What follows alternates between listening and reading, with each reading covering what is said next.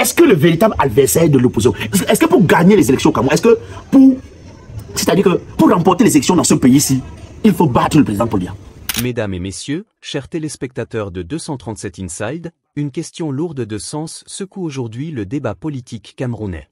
Maître Black OY se demande si, au fond, le véritable adversaire de l'opposition pour la présidentielle du 12 octobre est bien Paul Biya ou quelqu'un d'autre. Une réflexion qui va droit au cœur du jeu démocratique. Faut-il vraiment affronter Paul Biya, ou plutôt les institutions, les soutiens et les rouages qui agissent en son nom? Écoutons ensemble les interrogations sans détour de Maître Black Oya. Depuis hier, je me pose des questions concernant l'élection présidentielle du 12 octobre au Cameroun. J'ai dormi avec l'esprit tourmenté, tulipiné, embarrassé. Je me questionne.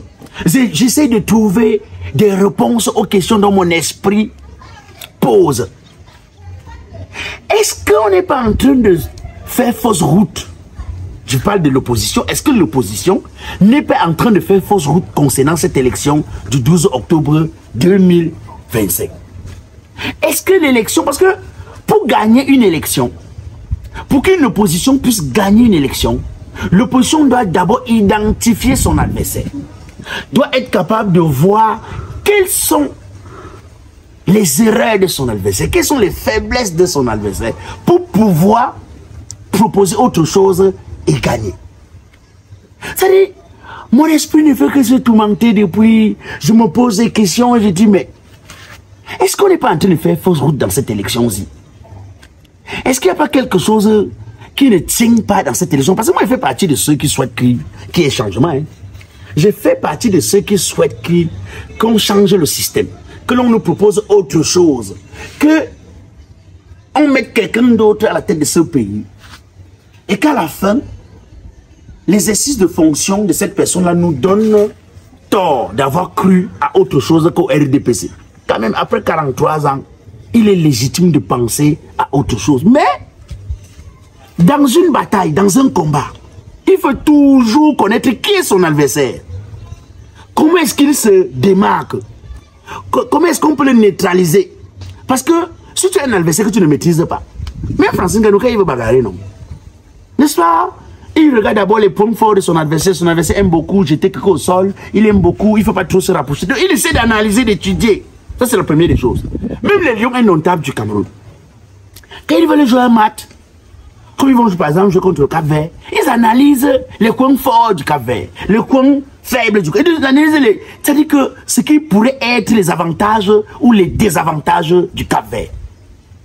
Est-ce que l'opposition connaît même d'abord son adversaire? Ça, c'est la première question. Parce que le premier adversaire que l'opposition avait avant, sinon la majorité de l'opposition, c'était le professeur Maurice Kamto. Cet adversaire n'est plus là. Donc il y a le deuxième adversaire. Donc j'entends l'opposition crier le nom tous les jours. Et j'ai l'impression que peut-être qu'il se trompe.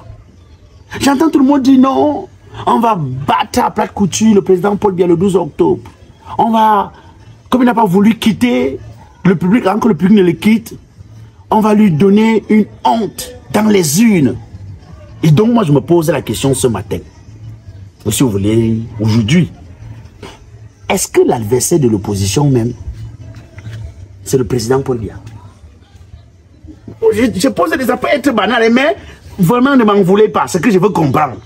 Est-ce que le véritable adversaire de l'opposition, est-ce que pour gagner les élections au Cameroun, est-ce que pour, c'est-à-dire que pour remporter les élections dans ce pays-ci, il faut battre le président Paul Biya? Est-ce que c'est de lui-même qu'il s'agit? Est-ce que pour être sûr de gouverner le Cameroun après le 12 octobre, ou bien pour être sûr d'être à la tête du Cameroun, est-ce que c'est Paul Biya qu'il faut neutraliser? Est-ce que c'est Paul Biya qu'il faut gagner? Est-ce que c'est le président Paul Biya qu'il faut bousculer dans les urnes? Ou alors c'est lui? Est-ce que c'est lui qu'il faut neutraliser dans les urnes? Donc, je me pose des questions. Parce que quoi? Première question. Première question. Est-ce que le président Paul Biya est allé lui-même déposer sa candidature? Non. Les gens ont déposé à son nom. Que le président, on a dit que le président a déclaré la candidature, mais ces gens qui sont allés déposer. Deuxième question. Est-ce que pour défendre la candidature du président Paul Biya à la Cour constitutionnelle, attaqué par Télé Onana, est-ce que c'est le président Paul Biya lui-même qui est venu défendre sa candidature? Encore non. Les gens sont venus défendre au nom du président Paul Biya. Depuis que on gesticule, depuis que l'élection, si cette année, elle sera chaude, on va voir qui sera qui, ce n'est pas 2018, ce n'est pas 2011, c'est 2025. Est-ce que le président Paul Biya a fait une sortie pour parler à quelqu'un? Est-ce que le président Paul Biya a fait une sortie pour dire même que ce qu'ils disent là, c'est moi qui les envoie dire, ne doutez pas? Est-ce que le président Paul Biya a même fait une sortie pour dire que vraiment, peuple camerounais, je compte sur vous. C'est grâce à vous que je pourrai prendre la tête de ce pays pour un autre mandat, pour un énième mandat. Est-ce que le président Paul Biya nous a même promis quelque chose? Parce que j'entends comment les Tirouma, les Bele Bouba, les Cabral Libi, les Madame Tani Mundando a dit, oh, on va bitumer les routes, on va crépir les routes, on va... Je les entends dire des choses, faire des promesses. Le Cameroun, l'université au Cameroun sera comme ça, à partir de la maternelle, on va commencer à faire le ballet. C'est-à-dire, j'entends des choses venant des partis de l'opposition qui ont l'intention d'accéder à la magistrature suprême. Mais la question dont je pose encore, et ça c'est parce qu'il veut comprendre, hein, ne m'en voulez pas, oh. Ne m'envoyez pas une convocation, oh. Ne m'arrêtez pas. Oh. Est-ce que jusqu'ici, vous avez l'impression que le président Paul Biya est concerné par cette élection présidentielle? Parce que on dit que c'est un homme et son peuple. Le président a-t-il déclaré quelque chose de manière officielle? C'est-à-dire que, parce que les trucs qu'on écrit là, on nous a dit que souvent on écrit à son nom, du coup ça fait qu'on doute souvent. Est-ce que le président fait une seule sortie pour nous dire que l'élection présidentielle s'il le concerne et qu'il compte sur nous pour avoir un autre mandat? Est-ce que le président fait une sortie pour nous dire que je vais vous offrir telle chose, alors je m'excuse de ce qu'il n'est pas fait. Maintenant, je vais rattraper ça. Bon, quelqu'un va me dire qu'il y a encore le temps. Quelqu'un va me dire qu'il y a encore le temps. Et quelqu'un d'autre aussi va me dire que quand tu es trop sûr de toi, tu n'as pas besoin, tu laisses d'abord les enfants avoir l'avance. C'est-à-dire que tu viens, tu sais que non, tu as le joker avec toi. Bon, quelqu'un aussi va me répondre comme ça. Mais je repose la question. Avez-vous l'impression que le président Paul Biya est le véritable adversaire de l'opposition? Qui sont ceux qui viennent déclarer que le président Paul Biya a dit que non, il faut que au nom du président Paul Biya. Non. Qui sont ceux qui viennent dire? Est-ce que vos adversaires, ce n'est pas ceux-là? Est-ce que l'adversaire de l'opposition, ce n'est pas plutôt ceux qui rendent compte au nom du président Paul Biya? Parce que vous pouvez mal cibler votre adversaire, finir de vous battre comme vous battez là. Et on vous dit même que non, la bagarre était là-bas, vous avez lutté ici. La lutte était de l'autre côté. Vous avez lutté ici. C'est un mauvais adversaire. J'ai entendu les opposants dire que oh, gagner une élection dans les urnes n'est pas le problème. Il faut avoir juste la garantie que Clément Atanga, qui est le président du Conseil constitutionnel, va avoir le courage de déclarer quelqu'un d'autre en dehors du président Paul Biya vainqueur. Et donc je pose encore une autre question. Êtes-vous certain que c'est le président Paul Biya votre véritable adversaire?